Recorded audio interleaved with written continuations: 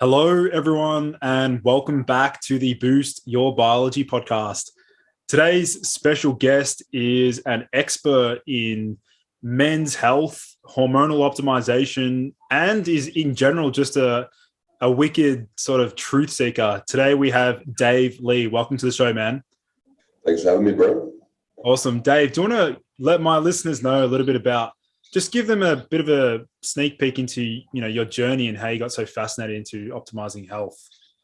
Sure. I started out as a musician, so I was in music for 8 years, probably not looking after myself as well as I should have, as most musicians do, particularly young.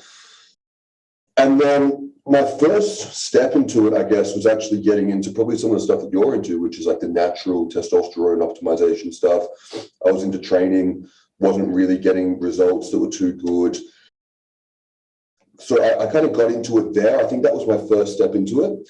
And then I had a bit of an injury that kind of struck me out of the blue. I woke up one morning and, couldn't walk, basically. I spent a couple of years rehabilitating a head injury for that.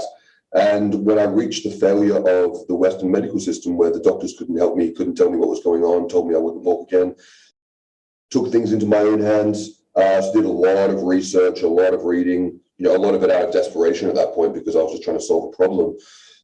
And then I ended up going back to university, doing a diploma in science, dropping out of a master's in neuropsychiatry to pursue hormone replacement. And then that began my work in, that also led me to Paul Chek, actually. Paul Chek was a big part of that journey because Paul Chek was what opened me up to a more, I guess, holistic and functional approach to the human body. And I had a really great physio named Stephen Hooper who introduced me to his work. And then through that, I started to help and coach other men on the side of my regular job just for, just to help out and to make ends meet at that point. And then it progressed into what I'm doing today, where I've been able to work with some awesome people all over the world and, coach hundreds of men now in Australia and internationally, and improving their hormone profiles, both using testosterone replacement and other means, but then also working on their health overall with every aspect that I think is important to functional health in men. Yeah, I'd love to dive into, Dave. I'd love to dive into what you've seen, with young men. Like, what have you seen have been some of the biggest struggles that young men are facing today? They're not doing well. Like there's a lot of young men who are not doing well. And I think, obviously we've always had issues and now it's more acceptable to talk about these issues. So I think it seems like there's more of it going on, but I think at the same time, there is a bit of a war being waged from environmental and social factors against men's masculinity, from everything from like endocrine disrupting chemicals to this idea of toxic masculinity and so on. So what I see with younger men coming up is I see guys who are, let's say early 20s, like let's say 18 to 25, who really, they have very low testosterone. They really struggle with their sense of identity, masculinity, and drive. I see a lot of metabolic dysfunction as well. And I probably see a split. I see a split. Some guys who do everything right. Like I see guys who are, they're like biohacking extreme in like the age of their early 20s to try and solve their problems. And then I see another group of guys who just do not know how to take care of their health at all because they haven't been taught. So yeah, a huge range, man. But I do see a lot of younger guys, low testosterone, poor mental health, anxiety and depression. Probably anxiety is the main thing I see the most, which I would just call fear and stress. And yeah, man, I see a lot of younger guys in the Western world really, really struggling. Yeah. What about, what are your, when it comes to suggesting going on TRT, like, do you have a certain boxes you want to tick first before a man wants to go on TRT? Like, what does that journey sort of look like? Sure. I mean, the first part is that they have to be able to explain TRT to me. So they have to show me that they've done their research and they know what they're doing. Because I think it's really important that if you're going to make such a drastic intervention into your endocrinology for life, you need to know what you're doing. So I'll quiz them, and if they can't answer a quiz, I'll just say, look, I'm going to postpone our appointment and we'll chat later. So I think that's the first part, is having a intrinsic understanding of what you plan to do to your body. It's like that's the most important thing for me. And then in terms of like them going on TRT, I mean, obviously they need their levels to be low and they need to have symptoms. And they also need to have tried to rectify the issue, unless it's a primary issue. Like if they've got damage to the testicles, there's nothing that can be done, and that's TRT. But if it's stress induced, if they've got like a secondary hypogonadism where they've got a shutdown of LH and FSH, generally the goal should be to try and resolve whatever stressor is suppressing that function. And generally, I mean, with some of these guys, it can just be from overtraining, like from just working too hard, and that's an easy fix. Other times it can be from poor nutrition, psychological stress, and those things can sometimes be overcome, sometimes can't. But then there's this really interesting third category, bro. I mean, you've probably come across this and looked into this as well, where it just seems like a lot of younger men are just not making enough testosterone, even though they're doing everything right. And this is the thing this is often what I tend to see. Like by the time they've come to me, generally maybe they've come across your work and they're doing everything right. And I mean like meticulous, everything to a T, flawless diet and lifestyle. And basically like they have to do that just to hold it together. So if they tick every possible box, they're okay. But as soon as they slip up, they have like one little, meal at a restaurant, or they miss a workout, like something very, very minor, it just goes to shit. And they're the guys who I see the most who come to me wanting to go on TRT because they know what it is, they know what they're doing, they've tried everything, and they've realized that their body is just working against them. Mm. And I guess, Dave, like when it comes to seeing some of the changes following, TRT use, like, do you want to sort of describe some of the things you've seen with men, like after starting TRT? Like, what has it done for some men? It's awesome. Like, I tend to see a split of two things because I often really push that the TRT is just a foundation. It's not going to do all the work for you. I think a lot of people think TRT is going to be like a masculinity version of something like dexamphetamine, where it's just like it hits you like a ton of bricks and you're like, man, I am now the alpha male and I'm just going to go fuck shit up and get absolutely jacked. And that is absolutely not what it is. And I think, unfortunately, guys who don't start with me and they start with other people, they may have that expectation, like a false expectation that doesn't get met. Because what TRT does is it allows you to do the work that you need to do. I often say it allows you to do all the things that you probably should already be doing. And it gives you the results you deserve. Doesn't really give you any more. I would argue that maybe it gives you a touch more because now your testosterone is not impacted by things such as crash dieting or undersleeping and stuff. So like you can get a bit of leeway with certain things, but in general it gives you what you deserve. And what I tend to see is guys who've been discouraged from training because they haven't progressed. Like these are guys who are following like a very, very precise progressive overload program, and they've got their diet and their macros now, and they're just not getting any results. These are the guys who tend to do really, really well because that they get back in the gym and they do everything that they were doing before, and now all of a sudden they're making wicked progress. But the thing that I see the most is the mental side of things. And what I tend to see is a resolution of learned fear, which a lot of people would call social or generalized anxiety, where these men have been fearful of their surroundings, and particularly if it's happened during their upbringing. Like if they didn't hit a peak of testosterone during puberty and they went through development with low testosterone, they can often be very anxious and fearful because they were the low-level man in their group, and then that has formed their view of the world.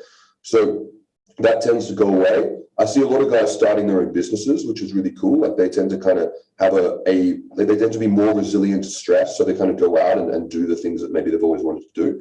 But I just see guys really starting their journey in terms of they're beginning their path as men. They tend to want to get more into psychological self-development, or if they're into dating, like they want to understand stuff like game and red pill stuff, or if they're basically whatever they're into, they just tend to go into a lot harder, and they often find their purpose in the world. And all these really awesome things happen, but it is contingent on the fact that they are doing the work as well. That we've built the foundation and now they need to build the house on top. And when they go into building the house on top and doing that work, I mean, I see men transform in just like their energy and how they're talking to you in the space of like 8 to 12 weeks. Like when I catch up with them for a follow-up, I'm just like, dude, you are doing a lot better. And they'll go, yeah, I know. So yeah, it's awesome, man. Like some of the changes I see is just incredible.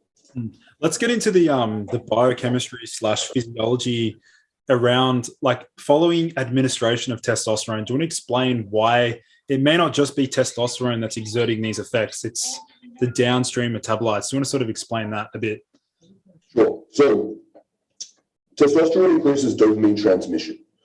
So eventually the brain will adjust to this. And this is why not every guy gets this, but some guy will get like a honeymoon period where like they go on test and it is like they've taken a bit of amphetamine. Like they're just absolutely fucking charging because the body doesn't know that you're about to pin it with a bunch of tests. So the systems are not ready for that homeostatic balance. So it can often be quite a rush when people start. But in general, what you're doing is you're increasing the transmission of dopamine, which is going to allow for more focus, motivation, and drive, but it's not going to do it in the way that stuff like, ADHD stimulants, for example, will increase dopamine by, 2 to 10-fold or even 100-fold, depending on what you're doing.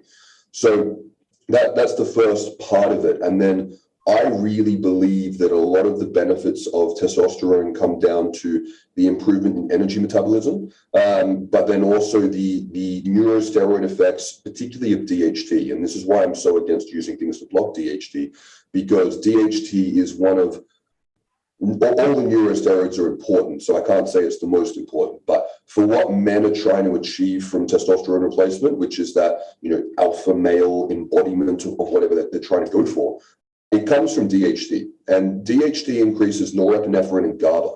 So I say that DHT is like the neurosteroid version of caffeine and theanine. It gives you that drive. I'm using analogies for your audience here. It gives you that drive and norepinephrine. It makes you. I say norepinephrine is like the brain's adrenaline. Like it makes you want to go forward and focus and get stuff done. But GABA also gives you that calmness and that the brakes on the over-excitatory processes in the brain. So for me, that's what creates the energy of testosterone in the brain. It's that increase in norepinephrine and GABA and also the increase in dopamine transmission that I think when you talk to a lot of younger men and you speak to them and understand how they're feeling, what their problems are, what they're going through, you can go, okay, that neurotransmitter profile increase is probably exactly what you need, because I have very different and potentially controversial and triggering views on depression, particularly in men, but I really think that depression can really be overcome once you get inertia and you start to move forward in whatever your purpose is in life. And I think that having that boost in how the brain is working is one of the keys in being able to get started with that journey and move forward if that is your goal and your purpose and what you want to do. Mm. So then I guess obviously you mentioned around the you're not a fan of the DHT blockers. I'm the same, man. Like I'm very much against, the use of finasteride and other potent DHT blockers for many of the same reasons. But do you want to elaborate on some of the consequences and even some of the long-term semi-permanent dangers of DHT blockers? Yeah, and like I'm one of the few people who work very closely with the PFS guys, the post-finasteride syndrome guys, and this syndrome can even be triggered by stuff like saw palmetto and other natural DHT blockers as well. And unfortunately, it's not fully understood, and I don't think it ever will be, because no one's going to pay for the research into completely understanding the etiology of PFS. It's never going to happen. But what tends to happen is that what does happen is when you use something like finasteride or dutasteride, which are the two main hair loss drugs, what they do is they systemically block 5-alpha reductase. And I believe they're more potent towards 5-alpha reductase 2, but I could be wrong on that one. But basically, they block 5-alpha reductase activity by up to 90% in the body. And that's an absolute shit ton. And what this will do is, it will stop the hair follicle being suffocated, which I don't actually think DHT causes hair loss, but I think that blocking DHT does fix hair loss.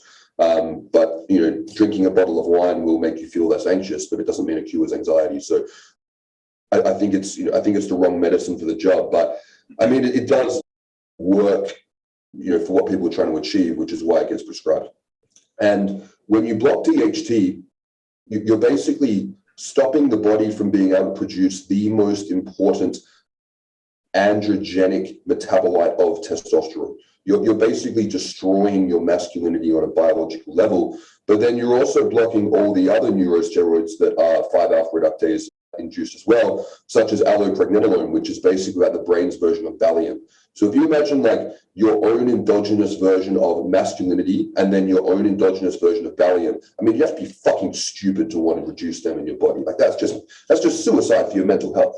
But people don't know this. Doctors tell you that there's no side effects. And one of my clients actually sent me a research, like they're recruiting people for a study for injectable finasteride. And the doctors are assuring people on the study that there are no side effects of this drug. It is well tolerated.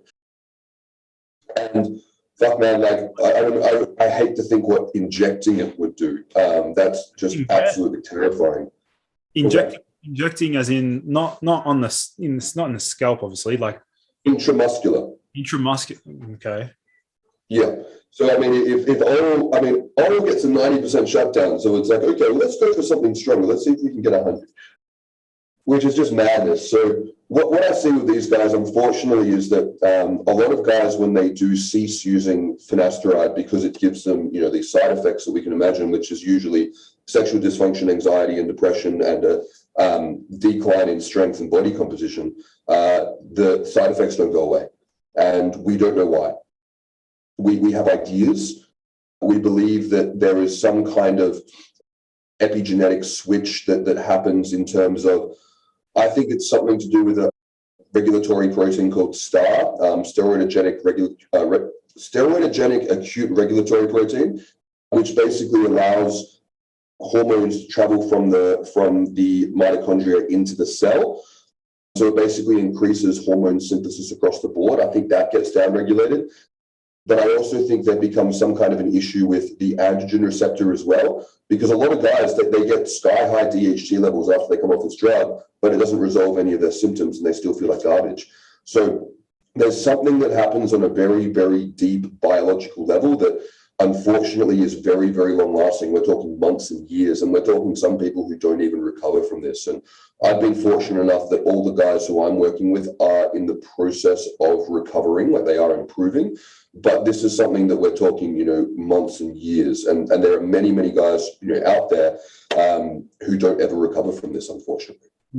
The same could also be said with the like reishi mushroom and lion's mane. Some of these herbal extracts that guys think are just pretty benign, but I still think some of them can, induce some degree of damage whilst they as well with, their DHT blocking ability. But in terms of like TRT, I want to sort of go back to like when it comes to you suggesting or outlining a protocol for utilizing TRT, talk about the nuances in terms of dosing, frequency, like all these things that influence their response. Sure. So first, I'll obviously preface I only coach men in this. I don't prescribe or give medical advice, of course. But so in terms of dosing, we'll start with dosing, because dosing is probably the most controversial thing for people who don't understand this. And when I say people who don't understand this, it tends to be bodybuilders who understand anabolic steroids very, very, very well, and then move into the TRT field and don't really understand what they're saying, which can be quite damaging advice for a lot of younger men who are looking up to these guys. So when it comes to dosing, and I'm going to give credit to my friend Gil, who's done an amazing video on this on the TRT and hormone optimization channel. The dose in terms of milligrams that you give, like let's say you and I were both on TRT. Now, Lucas is not on TRT and I am, so I'll use myself as an example. I use 250 a week, which is a high dose, but I achieve on 250 a week what many other men would achieve on 200, 175. I've even got guys on 100 or 120 milligrams who have higher levels than me. So dosing is very, very individual. When you say you achieve, you mean a certain number of total testosterone? A certain number, yeah, like a certain, so when I'm looking at this, so we've got total testosterone and free testosterone. Free testosterone tends to be what we primarily go off in terms of symptom resolution and achieving goals. But total testosterone is a measure of how much testosterone is in your body, whether it's injected or applied transdermally or made endogenously. So on 250 milligrams of testosterone a week, I get a total testosterone of about 50. But there are many guys who get 50 or even higher on 200, 175, 120, or even lower than that. So when we're looking at dosing is a tool so that you can administer the same dose consistently over time.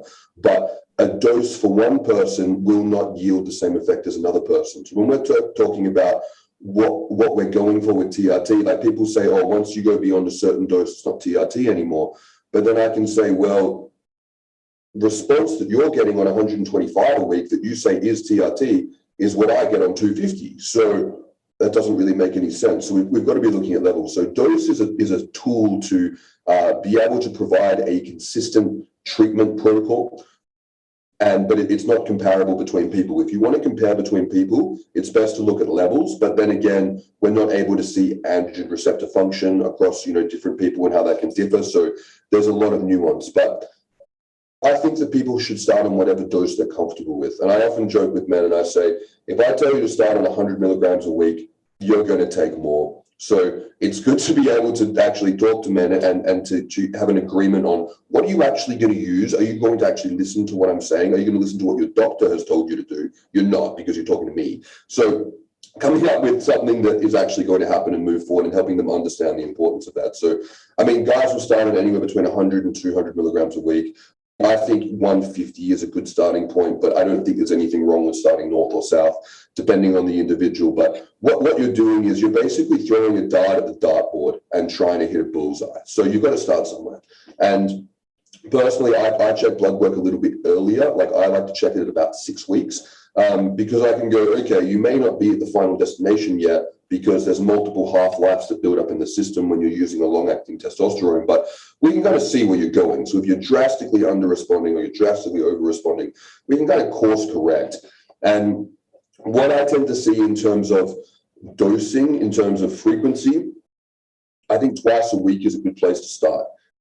I think any less than that, you're very unlikely going to achieve a good symptom resolution consistently. There are some guys who can do it once a week or every 5 days, and good for them, but on average, it's twice a week.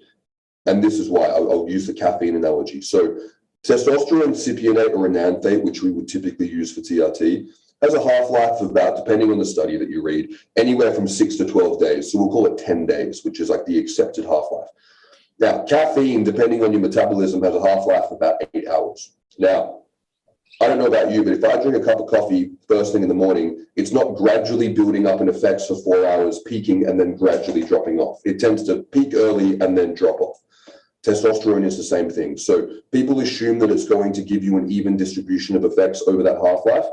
Caffeine doesn't do it either. It doesn't. Everything peaks early and then it drops off. So it depends on the individual, but twice a week is usually a good start. But a lot of guys need to do it 3 times a week to feel even over the course of the week. And some guys need to do it daily. Some guys even go for a cream that they can use daily on the scrotum, which is like a compounded cream that works very well.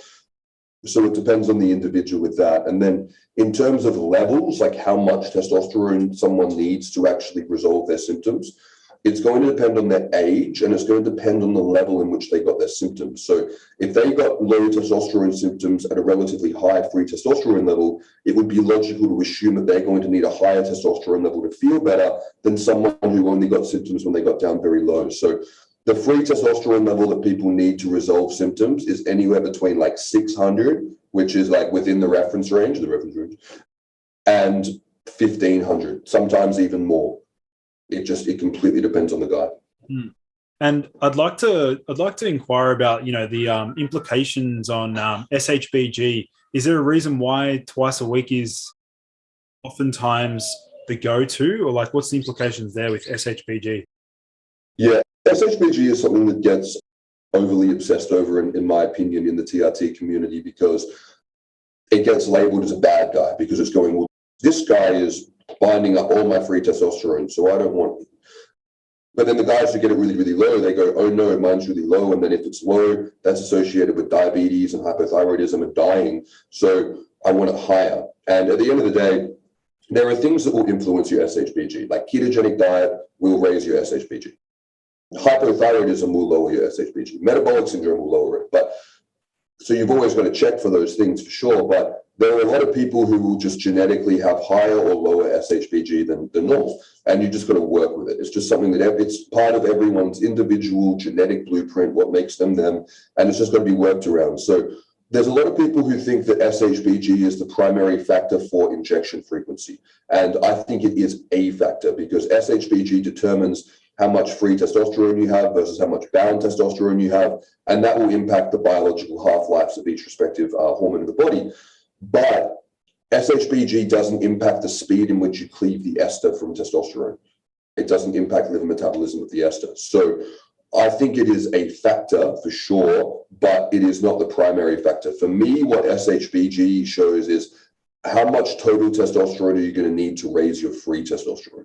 Because if someone's got a high SHBG, they're going to need a lot more total testosterone to bring their free T up than someone with a low SHBG. So for me, SHBG is one of the factors that I use to determine starting dose, because if you've got a very low SHBG, I'll probably be starting you off on less. Whereas if you've got a high SHBG, I'll be more inclined to start you on more because you're going to need more or less total. But for me, I have seen guys who have SHBG in the single digits who feel great doing once a week. And I've got guys who have got SHBG at like 40, 50, 60, 70 who need to do daily injections. Otherwise, they don't feel good. So it's a factor for sure, but it's not as much of a factor as people think. Yeah, really well explained. You know, when you mentioned before around maybe at the 6-week mark, you like to reassess their bloods. But I'd imagine you're not only looking at their testosterone. What are some of the other things you're observing? Sure. So it depends on if they can get their blood work provided through like Medicare or insurance, because if you can get your blood work for free, I will check everything all the time. But if you're paying like $400 for a private blood panel, I'm going to be a bit more strategic in terms of when we're going to check blood work. So what I will generally do, and it's going to come down to the person's budget, of course, in terms of what they can do, but ideally I will be checking a full comprehensive panel before anyone even talks about starting TRT. Because if you've got hypothyroidism, if you've got an adrenal insufficiency, if you've got a fatty liver or, you know, C-reactive protein jacked through the roof, like if there's other parameters that we can address that could be contributing to why you feel like shit, then that needs to be exhausted first, because none of those require a permanent long-term intervention. So TRT should be looked at as a last resort, and everything should be assessed first. So generally the stuff that I like the panel for Australians. There's one on iMedical. I don't have any affiliation with iMedical, but they're just really good. I use iMedical myself. You mean the private? Yeah. They're awesome, man, because you can just go online, you buy the blood work like a t-shirt, you put it in your cart and check out, and then you can go get your blood work done. They'll email you the results later that day, and it's awesome. So, and it's also great because a lot of people don't know this, but if you go and get your blood work done for thyroid in Australia and you want to check free T3 levels, it doesn't matter if your doctor says to run it. Medicare will not run free T3 if your TSH is within range. And the range goes up to 4.5, which is bullshit. So the only way to check T3 levels is to actually get it done privately, which is fucking stupid. But anyway, so I check, I'm probably not going to get all this right off the top of my head, but red blood cells, white blood cells, liver panel, kidney panel, cholesterol panel, vitamin D, fasting insulin, testosterone panel, DHEA, estrogen, SHBG, full thyroid panel, C-reactive protein. Homocysteine? Yeah. Homocysteine. Yes, that's the last one. That's what's included in the BB4 plus. And then I'll add on anything extra that may be implicated for that individual. But to me, that kind of gives me a pretty holistic view of all the systems in the body. Plus, you've got to have a conversation with them, of course, to work out everything else going on. And for me, I mean, I don't talk to any, like, all my initial consults are an hour. And I think that if someone wants to go on TRT, you can't talk to a doctor for 10 minutes about this. Like you've really got to delve into a lot of stuff and have a lot of questions answered and so on. And I think that's really important. So at the 6-week mark, I honestly don't check anything except for testosterone, free testosterone, because I don't think anything is going to have moved that much in 6 weeks. And if it's going to cost the individual $400 to check it again, I don't think it just shows everything in transience. And assuming that we're doing physiological testosterone replacement, it shouldn't have impacted any of your other biological factors significantly in that period of time. So what I'll do is we'll get their dose, as close to the bullseye as we can.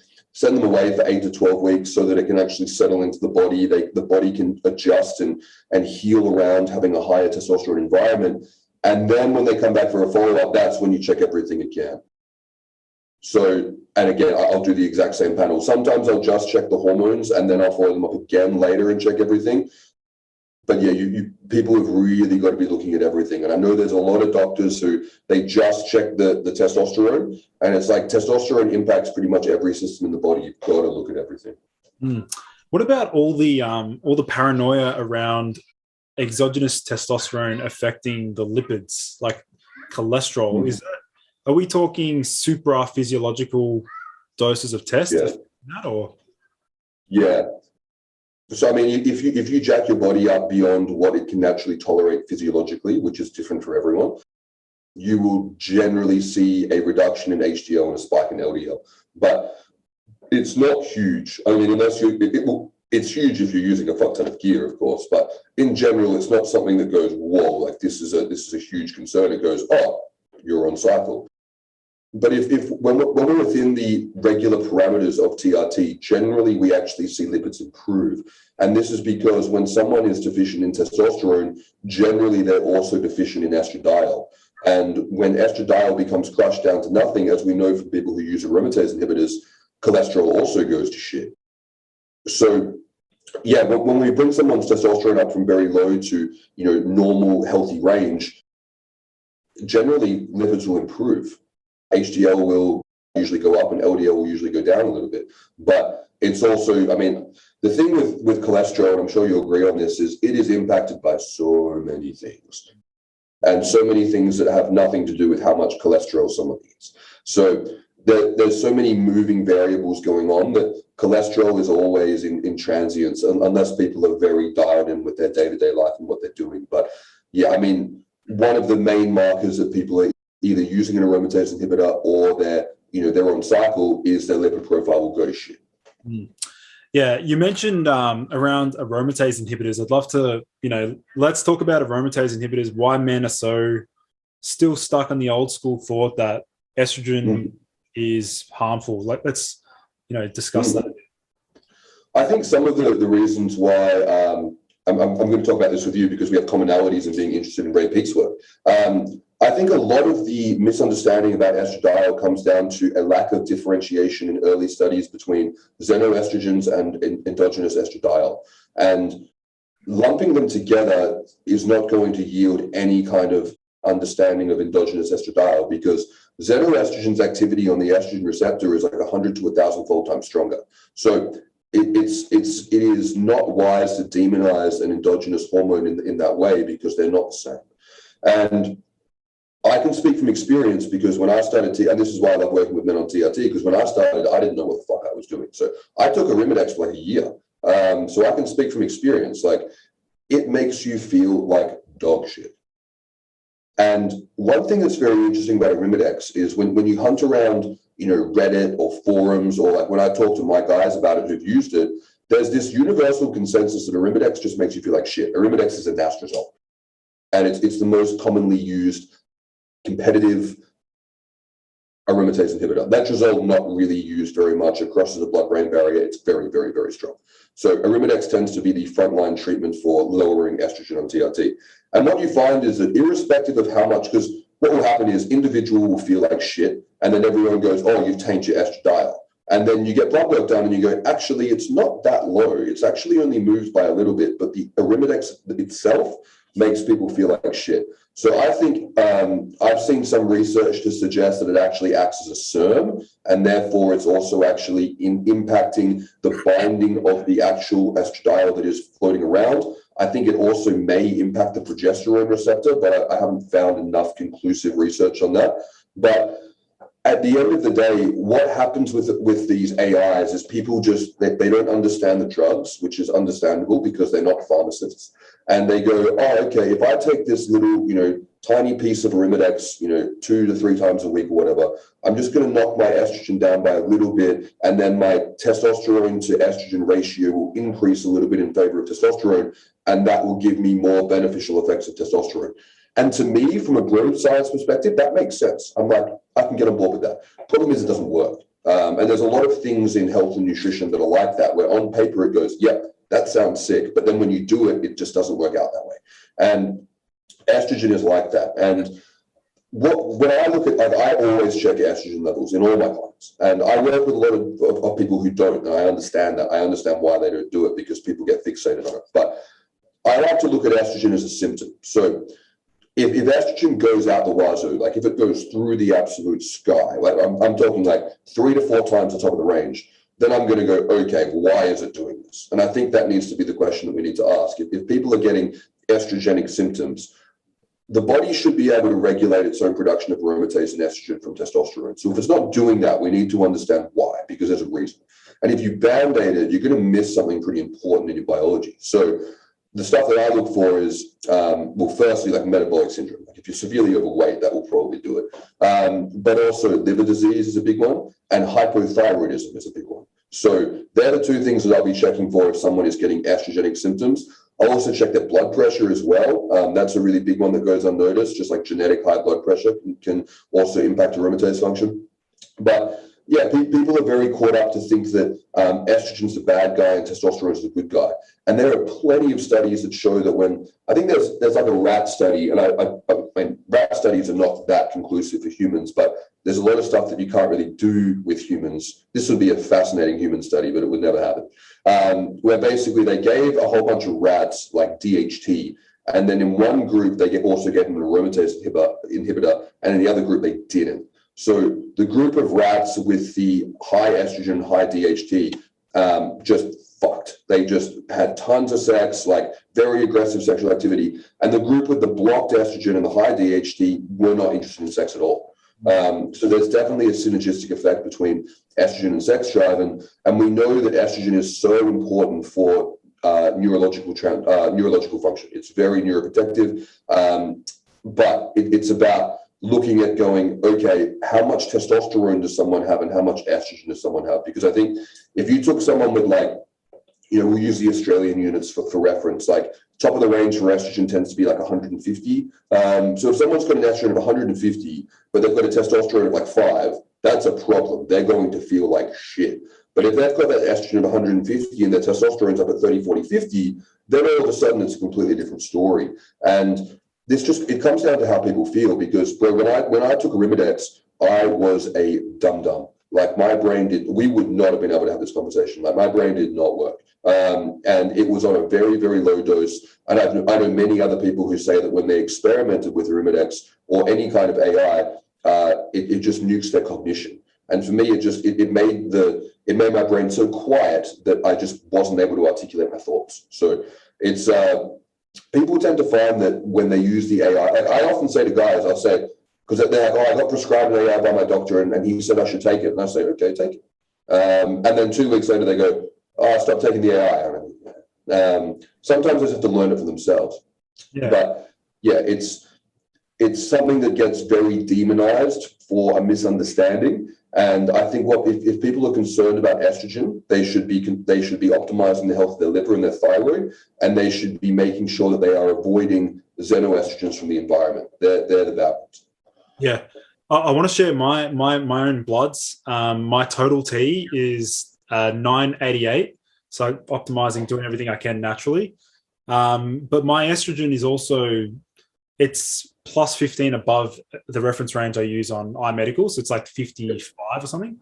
And I remember I went through a period of time when I wanted to like just crush estrogen. This was a long time ago when I didn't understand anything.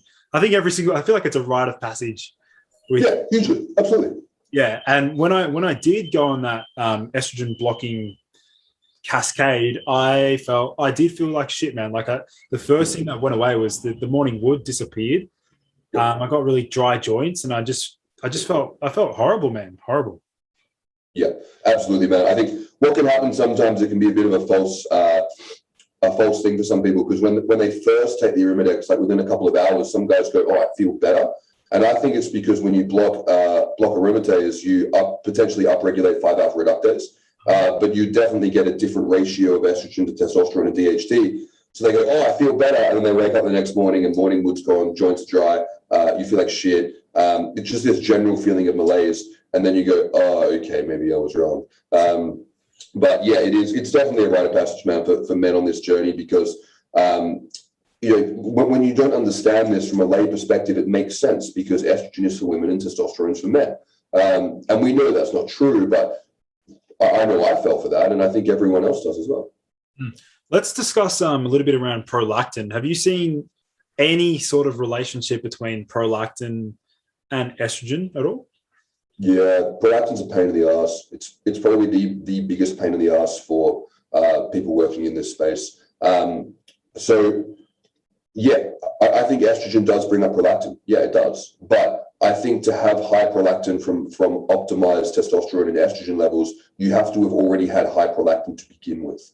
I think they do track together, and I think that all the research shows that they do track together, but it doesn't mean that bringing your estrogen up into an optimal level should bring your prolactin up to the point that it's problematic. And I think that that's the misconception.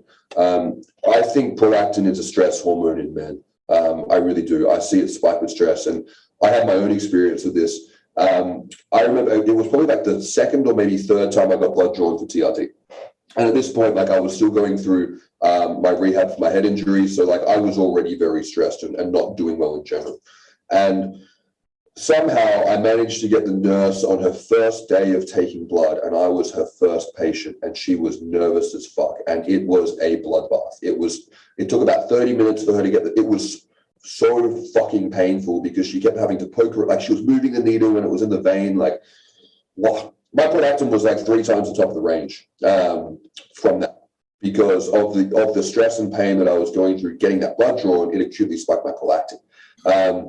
So that to me was a big example. And I've had a couple of guys, and like they'll come in with like prolactin, like their prolactin's usually good. Like I like prolactin to be under 200, but you know it's okay if it's a bit north. That's kind of my ideal point with it. And guys come in like they're always under 200, and then they spike up like 400, 450. And I go, what happened that morning? And they go, nothing, bro. And I'm like, did you get a text from your girlfriend right before you got your blood drawn? And they'll go, oh, wait. Yeah, okay. So, you know, stress will impact it acutely, and it's quite interesting how that happens. But generally, if prolactin is elevated over time, I mean, one thing I'm always going to look at again is the thyroid. And I think the thyroid is like the dark horse of hormone optimization. And I think that a lot of guys who are walking around with suboptimal thyroid function on TRT are getting a lot of side effects that they're blaming on cortisol, estrogen, prolactin, and it's because hypothyroidism will increase cortisol, prolactin, and estrogen. So that's one thing that I'm always looking at, is going, okay, prolactin's high, and you've got issues, you've got symptoms of hypothyroidism. I think that's the first thing to look at. And I think, unfortunately, a lot of, or the liver as well. Liver's always key, but that's implicated in the thyroid too. But I think the mistake that a lot of guys go for is they just go straight for the Cabergoline or the Pramipexole, and they work. Like, they will take the prolactin right down. But the issue is the dopamine agonist withdrawal syndrome that comes with that. And what I say to them is, okay, if you're going to go on this drug, just know that if you're not planning to use it indefinitely, you need to be prepared for withdrawals, but you also need to be prepared for the fact that your prolactin is going to go right back to where it was before it started. Because unless you can identify why it was jacked up in the first place, it's just going to go back to normal. So yeah, and then obviously with prolactin, there can be like a prolactinoma, so you can have like a cyst on the pituitary gland, like a growth that will cause elevated prolactin levels, of course. But that should always get screened for with an MRI with an individual's doctor before they start to go down this route. I guess with the prolactin side of things, just curious, man, like, have you ever seen a man's prolactin be so low that they actually get a lot of the symptoms associated, like negative symptoms associated with super prolactin? Yeah, and if they're not doing anything to lower it, that's a hallmark of low pregnenolone. Really? Wow. Yeah, so there's been instances in research where women who've had low prolactin, who haven't been able to breastfeed, because that's the function of prolactin, is to help with lactation, they'll run blood work and find they've actually got low pregnenolone, and they'll use pregnenolone to bring it up, prolactin will come up, and so forth. So low prolactin is one of the markers I look for with low pregnenolone levels. Well, then I guess that's a good way to segue into DHEA and pregnenolone, because I know you've done a lot of research on these. And let's discuss maybe a time and place. When would you deploy both, either DHEA or pregnenolone? Sure. Yeah. So I've done a very, very large amount of research on these, and I've also got a lot of experience working with these hormones with individuals, which is very cool. And I've also used them a lot myself, so I can speak from experience. Again, DHEA and pregnenolone, in terms of compounds that I have in the toolbox, are a huge, enormous pain in my ass because everyone responds to these so differently. Generally with testosterone, like when I was speaking before about how like there's kind of that range that people are on of like 100 to 250, but most people kind of respond typically. Pregnenolone, DHEA out the window. Everyone responds very, very differently. And it's very, very tricky to get the dose right when you first start. Very, very tricky. So DHEA, I'll start with pregnenolone first. So when I'm looking for an issue with pregnenolone, I mean, if the client's in the States, we can just run blood work for it for pregnenolone sulfate. It's very, very easy. You just treat it if it's low. We can't do that in Australia, and a lot of European countries won't check for pregnenolone either. I think they can send it to Germany, but a lot of the time it's just not feasible. So it can be very difficult to check. So a lot of time we have to go off symptoms. So the first thing I look for is like non-existent progesterone. If an individual has undetectable progesterone levels and they've got symptoms of the low progesterone and their DHEA is also low, then you can look at pregnenolone supplementation. Also, if the individual has had significant head traumas or psychological traumas like PTSD, that's when you can also look at deploying pregnenolone for symptom resolution from that, because we know that, and this is thanks to the research of Dr. Mark Gordon, we know that pregnenolone production gets shut down in the brain when there's head trauma. And we also see a similar thing happen when there's psychological trauma, which is very interesting. So pregnenolone is something that, I've just had an article written for Jay Campbell's website, which goes into this very deeply as well. But when, if you don't need pregnenolone and you take it, it's going to make you feel worse. Same with DHEA. There's this inverse U-shaped response, which is a fancy medical term for the sweet spot, which is at the top. Too little is bad, too much is bad. But they're just different kinds of bad. And the analogy that I think I use in my lecture for this is like, if we stayed up all night and had this conversation, if I had 1 cup of coffee or maybe 2, I'd feel better. If I had 20 cups of coffee, I'd feel bad. But it would be a different kind of bad than before I started, but it's still bad. And that tends to be what happens when you take these hormones too high, is that you get a different set of negative side effects when it's too high as if it's too low.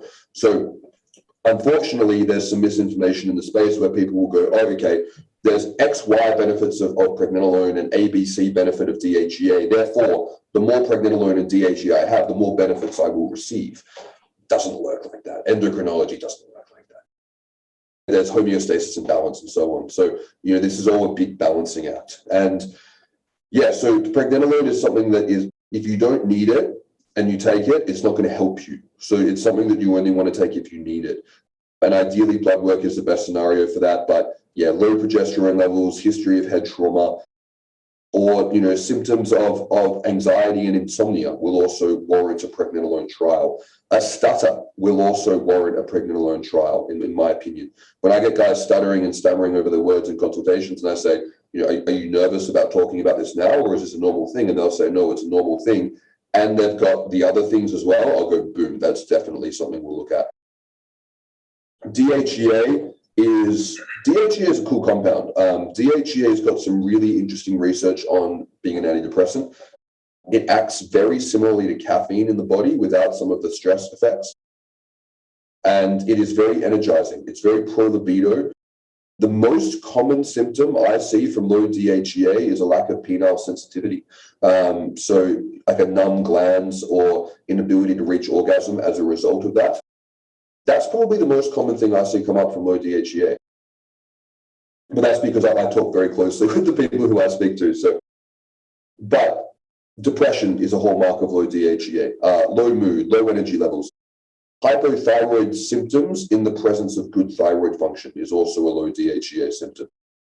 So very important for energy levels, very important for mood, very important for glucose metabolism, very important for balancing out the effects of cortisol. So DHEA will, and this is a misconception, people think if you go on testosterone, it's going to reduce DHEA. Not true.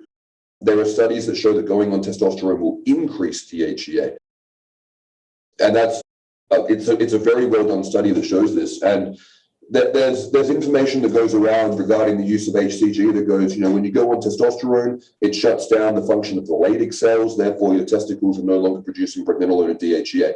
100% true, but DHEA is primarily produced in the adrenals, which is not luteinizing hormone dependent, and is also produced in various other tissues of the body. But what I typically see, like if a guy's got low testosterone and low DHEA, if the DHEA is very, very, very, very low, I'll actually start with DHEA first to see how they go on that, because that's a less invasive treatment, and sometimes it resolves their symptoms. And it will boost the testosterone up a little bit as well, and then they can deploy testosterone later. But if testosterone is low and DHEA is a little bit low, generally the testosterone will bring up the DHEA, so I won't actually start with it, because then if the DHEA is coming up on its own and then you add DHEA in, you can blow it out the roof too high, and then you get symptoms of insomnia, excess sweating, you start to smell like you stink. It's got some interesting high side effects. So DHEA for men over the age of like 40 is something that should always be checked, whether you're on TRT or not. And a lot of the time, bumping up your DHEA by a little bit, if it is too low, will fix a lot of problems that maybe you didn't even realize that you had. It's a very youthful hormone, in my opinion, in terms of what it does for people. But I see some, as an adjunct to TRT, when it is needed, I've seen some amazing responses from DHEA. Wasn't there recently a study on the the longevity benefits of DHEA was it Metformin? There was like it was DHEA, Metformin, and growth hormone, I believe. Yeah, for anti-aging, right? Yeah, and it makes sense when you combine them together, because like you're basically hitting a lot of different pathways with some really good modulatory effects. And it was an interesting study, but I think what the study showed was the synergy between the three, as opposed to the benefits of the individuals. Yeah, it's pretty cool. With just with the DHEA, in terms of administering, is it orally absorbed or is it better sublingual? I think it's better sublingual, but I think orally is also fine. I think if you are going to go with orally, it's better to use a micronized version because of how it will impact, or it will have less of an impact from the first part of metabolism in the liver. And I actually like to use the sustained release formulations if we're going to use an oral version, just because of the very short half-life of DHEA. So DHEA converts to something called DHEA sulfate, and that's how much you are going to convert into sulfate will depend on the availability of the enzyme that has that conversion. So if you take like a physiological dose of DHEA, I mean, you're going to be, it's going to spike your levels up very quickly, and then your ability to convert into DHEAS is going to depend on how much of that enzyme you have available at that given time. So the reason why sublingual, because it makes, if you're going, okay, well, a fast absorption is bad, that means sublingual would be worse. But sublingual actually has more access to the enzyme that converts into DHEA sulfate than oral. So sublingual works very, very well. Transdermal DHEA also works very, very well. So I think at the end of the day, it's going to come down to what you can get. Because when I first started working with DHEA, I used to be very adamant on it needs to either be sublingual or micronized sustained release, which both come from the pharmacy. Now, I work with a fuck ton of guys in Europe who cannot get that. All they can get is the life extension over-the-counter DHEA. Or you've got the guys in the States who go, yeah, but I can buy DHEA from Walmart for like $5. So they're going to get that one. And honestly, at the end of the day, when it actually comes to symptom resolution and treatment response, it doesn't really matter that much from what I've actually seen in practice. But a year ago, I would have said, no, oral regular version is crap. I think in my lecture, I even say oral regular version is not preferred. But I can say now from working with a lot of these guys that oral is fine. But if you want to go like the best possible response, like transdermal, sublingual, or micronized sustained release. Yeah, cool. What about, I'm sure you've seen quite a lot of cases, I guess, of guys concerned about like pre-diabetes or type 2 diabetes. Do you want to sort of explore, like, I'd love to hear your stance. I know Jay Campbell's stance on metformin. I'm somewhat pro metformin, but I'd love to get your opinion on the use of metformin. Yeah, I love Jay's work, and I love his way of thinking regarding inflammation in terms of how, correcting insulin resistance and modulating blood glucose levels is a good thing. I'm really for that. I like metformin. I like it on paper. I don't like it in practice, because when guys use it, it causes a lot of gastrointestinal side effects. And with most people, it goes away, but with a lot of them, it doesn't. And for the guys who don't tolerate it, they can't take metformin. So if metformin was better tolerated, I'd probably say everyone could benefit from using it. However, I think there are other ways to improve your metabolic function and your insulin resistance without deploying metformin. So metformin is definitely part of my toolbox. A lot of my clients use it. I've used it myself extensively. I've used it everywhere from 250 a day to like 3 grams a day, and everywhere in between. Like, I've experimented a lot with metformin. And I find for me that it reduces my energy levels too much. And I find the reduction in, I believe there's a reduction in cyclic AMP as a result. And I find that for me is not ideal with my biology. Potentially, there's also some effects on the regeneration of cortisol. The enzyme that breaks down cortisol gets inhibited. So I'm not sure how much of an impact that actually has, but I know that for me, when I use metformin, I don't feel as cool, calm, and collected as I usually do. But I practice intermittent fasting, so I feel like I'm getting the AMPK activation either way. And I think what is beneficial is modulating between the fat burning and the glucose metabolism. And whether you use that via metformin or fasting, or cycling between a low carb and a high carb diet, or whatever, I think you're getting that effect. And metformin is something that I plan to revisit again in the future for sure. But I'm not quite of the stance that I think everyone should take it. I think that it's something that if you could benefit from it, and like if you're having issues with blood sugar regulation, and you're having issues with prediabetes, and you're doing everything right, absolutely metformin for sure. But for everyone who's already healthy, I'm on the fence. Yeah, fair enough.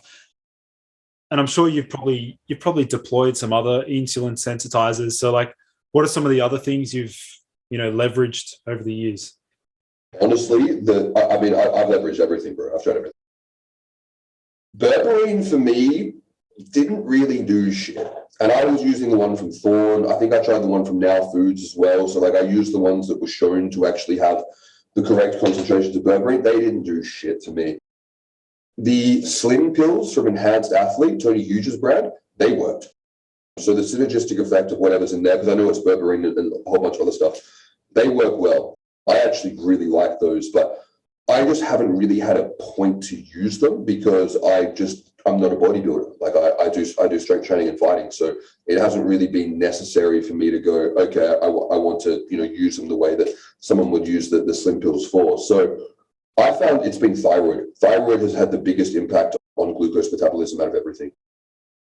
Thyroid for me has been the thing that made carbs always give me energy. Like, I never get any kind of sense of lethargy or wanting to lay down and have a nap after a big carby meal. Never.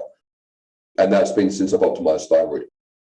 And a lot of my clients say the same. Like, when we fix up their thyroid and get it dialed in right, they go, yeah, I no longer am lazy after. I mean, if you overeat and eat a huge meal, of course it's going to make you lazy. You're going to digest it. But it's what made carbs work for me the way that they should work for me.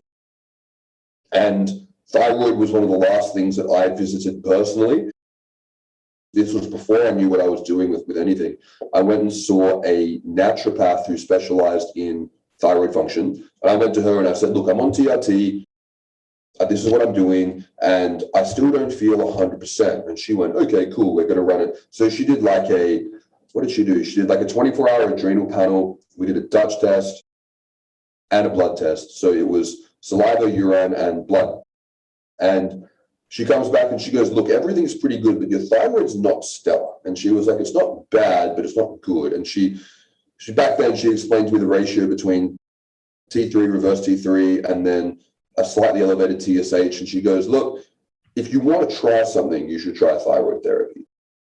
So I believe I first started with the over-the-counter, like thyroid, natural desiccated thyroid extract. And I remember the first day I took that, I went, holy shit, this is big. Like this was a big impact for me. And hypothyroidism ran in my family. So I was like, okay. And then over 6 months, I titrated up to, the equivalent of like 4 grains of thyroid, which would be like, 40, 80, like 160 T4 and 40 T3. It's like a big thyroid dose. And that's what it took to bring my waking temperatures up to optimal. And that's what it took to bring my TSH down. My TSH wasn't that elevated. It was only just above 2. But it took my free T3 to be like a 6.8 to bring the TSH onto 1 and to bring my waking temperatures up. So I just continued to titrate up my thyroid. And then once I got it right, game changer, absolute game changer. Did you also accommodate that with upping your carbohydrates as well to like keep up with the fast metabolic rate as well? Oh yeah. Like like I tend to, like if I'm maintaining, like I train every day, but like I'm eating like 3,500 calories a day to maintain. Whereas before it was like 2.5, maybe less than that. And yeah, I find that now, like, it's not like if I'll fast, I'll have days where I'll do like a carnivore approach, like keto approach, and I'm fine. Like I still feel good, but I can definitely benefit from more carbohydrates. Absolutely. Like intra-workout carbs go a long way for me now in terms of like performance. So yeah, the thyroid was huge, man. And then the other one as well was not fucking with my estrogen levels, because like I remember back after I stopped taking Arimidex, I was still in this mindset. Again, this was well before I knew anything about anything. I was like, okay, well, the Arimidex is bad, but like I can still use like DIM and I can still use like all these other things that are going to look. Once I fucked all them off and just left it, my energy levels and insulin sensitivity got a lot better. And I think my A1C got better as well. With thyroid, I think I saw a study that showed that T3 can increase DHT. There's like a positive correlation between T3 and DHT, and that would make sense, right? Like how guys respond to it. T3 is amazing, man. Like I was saying to one of my clients the other day, he goes like, what are the best compounds for depression? And I said T3 and proviron being a DHT analog. And there are very few people with optimal thyroid function, and I think that T3 is something that obviously you want to talk to your doctor and you want to do this responsibly and so on, but upping your thyroid it has such a huge effect on your biology, because like I think they even showed that like a TSH beyond 2 was associated with increased cortisol. And I think that what happens is, and this is just an analogy that I use, is that I really believe that we're like a hybrid car. And I'm not talking about the fat and glucose metabolism. I'm talking about energy metabolism and adrenal metabolism. And I think that whatever we can't get from our regular energy metabolism, whether it's from sugars and fats, and impeded ability to burn fats will cause this as well, like through fatty liver, the body will just compensate with stress. And the body will compensate with jacking up the adrenals. And what I say is, if I rip out your thyroid gland and you've got zero thyroid function, and I bust in that wall with an axe and try to kill you, you're still going to be able to run away. You'll be able to try, but you'll be able to try to get away. Your adrenals will kick in when needed with stress. And my question is, well, if you've got day-to-day like suboptimal thyroid function, then how much of your body is having to upregulate a stress response to counteract for that? And if you fix that, then what kind of effect is that going to have on your mental health and physical health over the coming years? And I think that's the real benefit of thyroid is like, again, decreased T3 levels are associated with increased aromatase function. So, it's, if people are wanting to go, well, what's causing my estrogen to be a bit higher and my DHT to be a bit lower, and why don't I feel the way I want to feel? It's going, okay, well, estrogen being elevated could be a symptom of the fact that your thyroid's off or the fact that your liver's off. And, if your liver's fucked, you're not going to be metabolizing T4 into T3. So it's all very connected. But I feel like a really big part of it is, how much of the environment in terms of like the modern world with like pollution and modern diet and so on is fucking with our thyroids. And I think there's a good amount. Yeah. With thyroid administration, is it a little bit different to the other hormones in that it can somewhat kickstart things? Like you can use it and then pull back and things sort of keep going? Yeah, if you do it right, you should, like, if someone's got severe Hashimoto's or whatever, it's different, but we're not talking about that. But for the average individual who's wanting to optimize their thyroid, you should never suppress TSH under like 0.3, 0.4, 0.5. Because once you start to suppress your TSH fully, then you're going to have shut your thyroid function down to an extent. So basically, the more T3 you put in, the lower your TSH is going to get, which is good. Your thyroid is not having to work as hard to meet the demand. But if your thyroid is not able to meet the demand on its own, it makes sense to compensate. But the cool thing with thyroid, like there was a study, like I think Jay Campbell shared this like a long time ago when it came out, was that even withdrawing from like full thyroid replacement dosing for years, everyone rebounded with their thyroid very, very quickly. So it's something that even if you do suppress your thyroid function, your TSH completely, it'll respond back to normal. But with thyroid therapy, I just explain to people very simply that you're just topping up what you don't already have. And when you look at it like a top-up approach, it makes sense to go very, very slowly because any amount that you take is going to be more than you have at this point. So you can just gradually work up and up and up and up and up until you get to a point where the balance between what you're taking externally and what you're producing internally are giving you the optimal thyroid function. Fascinating. What about, I guess we haven't really spoken at all about sleep and your sort of stance on melatonin. I'd love to get your opinion there. Melatonin is very cool. And I will credit Victor Black extensively with this because I think a lot of people should credit him more than they do because he is an absolute lord.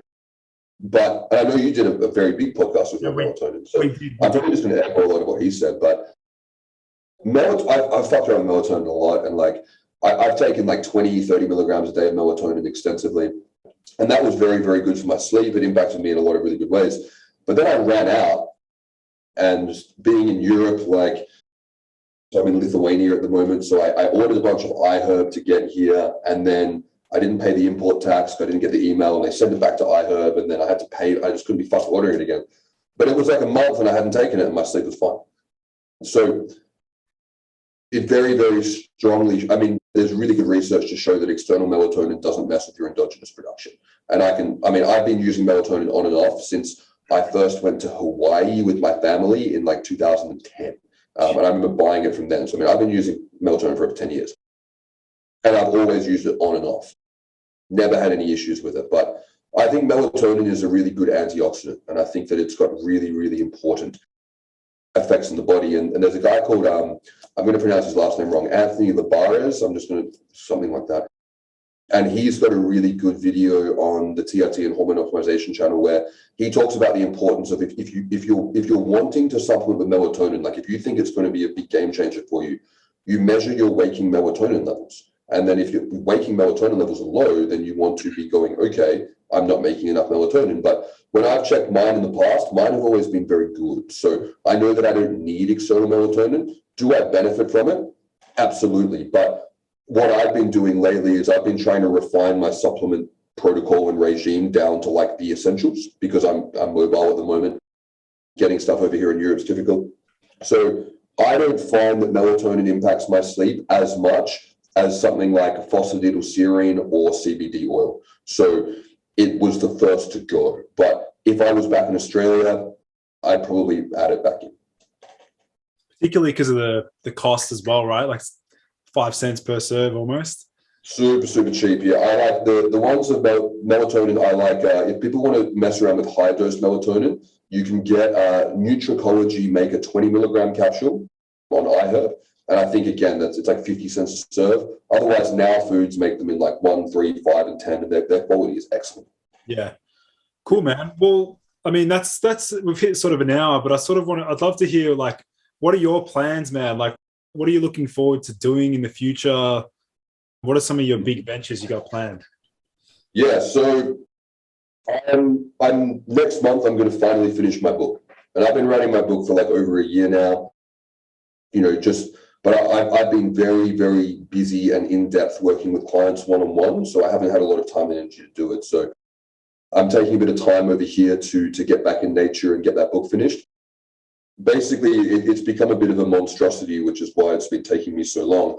Originally, I was just writing like a short PDF handbook on like the best practices for TRT. And now it's turned into like a massive book on basically like my guide to everything that you could possibly do as a man to live optimally. So everything from like mental health, physical health, hormones, but then also looking at like, the psychological aspect of masculinity in a modern world. So it's kind of like a handbook for how men can intervene in multiple ways in terms of being the best men that they can be. So I'm going to finish that off. I'm also launching my podcast, and I'm going to have you on that one as well, so we can dive into your stuff. So launching that, and then my plan is to actually spend a bit more time on what got me started on this, which is getting more involved with the online communities of people needing help, because that's what got me started. And I don't have as much time to be on those communities as I would like to, because I know there's a lot of people who need help who can't afford it. And it also doesn't take long to help out people in those scenarios. So I'm also planning to grow my Facebook group a bit more, make that a bit of a paid Facebook group, provide more content through there. So kind of shift things away from still obviously doing my one-on-one consults and working with all my clients. And I've got an awesome partnership with a clinic in Australia that I'm able to work with. But yeah, spending more time in terms of getting more of my information out there, because, you know, I've really only been active in private Facebook groups. And I'm very, very active and very, very well known in those communities, but I don't have a YouTube channel. I don't have all these things. So, which is funny because I actually have a marketing degree. So and I used to work in digital marketing. So I know full well how to grow and scale this digital brand in terms of doing it. I've been more interested in helping people for the last couple of years. So I've really doubled down on that. And now I'm at a point where I want to get the information out to the masses. And I'm really excited because I think that I really like a lot of the red pill stuff, not all of it, but I really like a lot of that, looking at this psychologically in terms of what's wrong. And then in terms of the biology and the biohacking, look at physically what's going wrong. And I think if you compare the two, I think you can get a really good intervention in terms of helping these young men, be the men that they want to be. And then for me, it depends what's going to happen with the world. We won't get too into that, but I might stay here in Lithuania. I might come back to Australia, move down to the south of WA and set up down there. But either way, man, we live in an exciting, evolving world, and also excited to work more with you, bro. It's been really cool to connect with you and meet a fellow Australian who's doing this stuff. Yeah, man. Well, first of all, I want to say, I have a huge amount of respect for what you're doing, and the content you're putting out, the things you're talking about. I've had a look at YouTube videos. I mean, you're just crushing it, man. So we got to keep going, keep educating, be a voice for men, give them a chance to, I guess, live their best life. So for those listening in, I will leave the links to Dave's Facebook group and all of the links he mentioned. But Dave, man, thanks for coming on the show. It was a pleasure having you. No worries, bro. Thank you very much for having me.